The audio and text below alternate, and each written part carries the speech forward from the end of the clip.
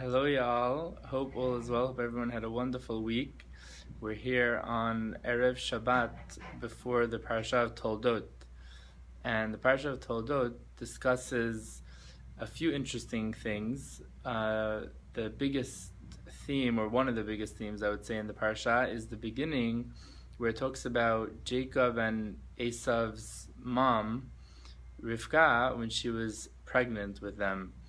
And the Torah depicts a very interesting story how Jacob and Esav were inside their mother's womb, and their mother got nervous because there would be like this kicking every time she passed certain places, and she went to a big rabbi in that generation to talk to him about it, and he told her that she didn't know she had twins, and this rabbi told her, you have twins inside your stomach, and every time you pass by, Jacob was known as the righteous one, so every time they passed a place of learning, of Torah, a place of study and prayer, he would kick because he wanted to come out, and every time they passed places of idol worship, then Esav would start kicking. So her concerns were somewhat settled when she found out that it wasn't one child, kicking every time they passed an idol worship house. It was actually two separate children. She had twins inside of her.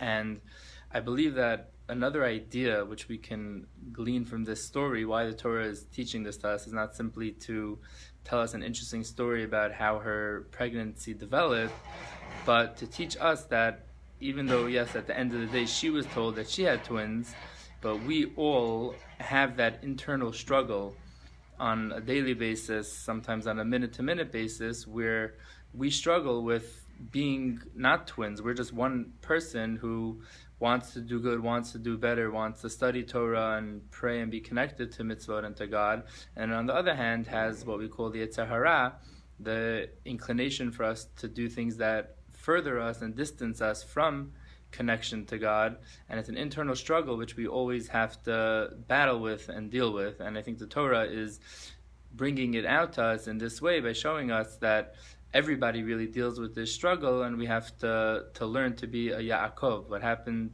at the end when they ended up coming out of their mother's womb, so Yaakov pulled on his brother's heel to try to get out first. And I think that's a lesson for us, that dealing with this internal struggle, we have to sometimes push hard and be strong to pull out ahead.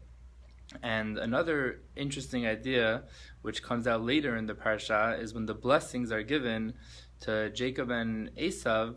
So the Torah seems very clear that that they both can't be at like a proper power level together. Whenever Jacob's going to be up and his people are going to be doing well, then Esav's going to be down. And whenever Esav's going to be up, then Jacob's going to be down. And I believe that that's also an idea for us to learn when it comes to this internal struggle that we all have, that we can never, like we said earlier, Jacob is going to represent doing the right thing, and Esau is going to represent doing the wrong thing and furthering and distancing ourselves from God. So I believe that this idea also is showing us that whenever we're doing, we can't be exactly on the same level. We can't have like a makeup of our spiritual personality where 50% is into doing good and 50% is into distancing. Whenever one's up, one's down.